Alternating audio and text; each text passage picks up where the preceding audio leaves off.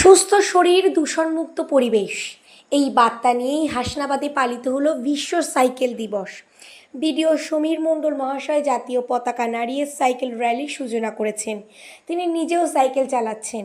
ছাত্রছাত্রীরা প্লাকার্ড হাতে র্যালিতে অংশ নিয়েছেন।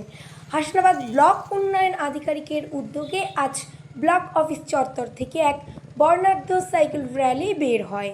নেতৃত্ব দেন স্বয়ং বিডিও সম্মানীয় সমীর মণ্ডল মহাশয়। বিডিও সমীর মণ্ডল মহাশয় বলেন, সাইকেল শুধু যানবাহন নয়, এটা সুস্থ জীবনের প্রতীক।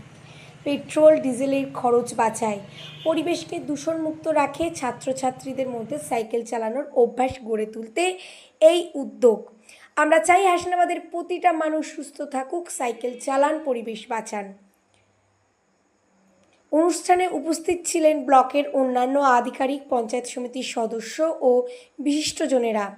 হাসনাবাদ ব্লক প্রশাসনের এই উদ্যোগকে সাধুবাদ জানিয়েছেন এলাকাবাসী।